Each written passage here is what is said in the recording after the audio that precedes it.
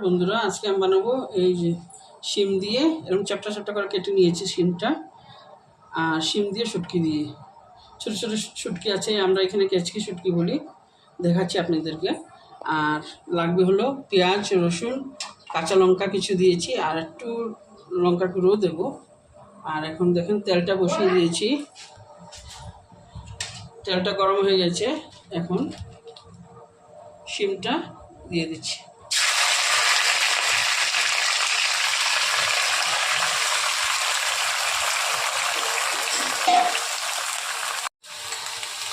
নুনটা দিয়ে হাফ চামচ,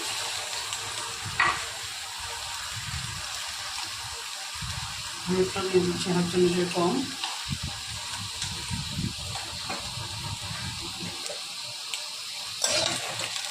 ভাজা ভাজা করে নেব, করে তারপর দেখাচ্ছি। এই দেখেন বন্ধুরা, এই যে এগুলো শুটকিকে আমাদের এখানে কেচকি শুটকি বলে, জানি না আপনি তারা কী বলেন।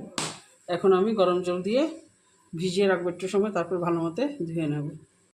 এই দেখেন বন্ধুরা, এখন এই যে কাঁচা লঙ্কা, রসুন, পেঁয়াজ সব বাটা দিয়ে দিচ্ছি,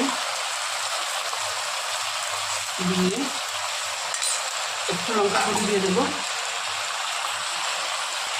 লঙ্কা গুঁড়ো না দিলেই ভালো হয়, আমার একটু কাঁচা লঙ্কা কম আছে, তার জন্য দিচ্ছি, ঝাল হবে না, নাহলে টেস্টটা কাঁচা মরিচই আসছে। তারপরে গ্রাইন্ডারটা দিয়ে নিই।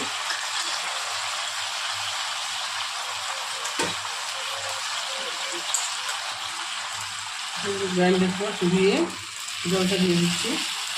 এখন কম আগুনে একটু রাখবো, কম আগুনে রেখে ভালো মতো কষিয়ে নিই। এই দেখেন বন্ধুরা, আমি শুটকিটাকে ভালো মতো ধুয়ে 5-6 বার ধুয়ে নিয়েছি, ধুয়ে এখন দিয়ে দিচ্ছি, দিয়ে একটু সময় কষিয়ে নেবো।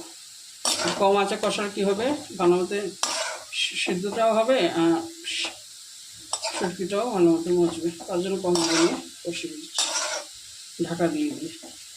এই যে আমার শিমের চচ্চড়িটা হয়ে গেছে। ভালো লাগলে অবশ্যই একবার ট্রাই করবেন, লাইক করবেন, শেয়ার করবেন, সাবস্ক্রাইব করবেন। Thank you.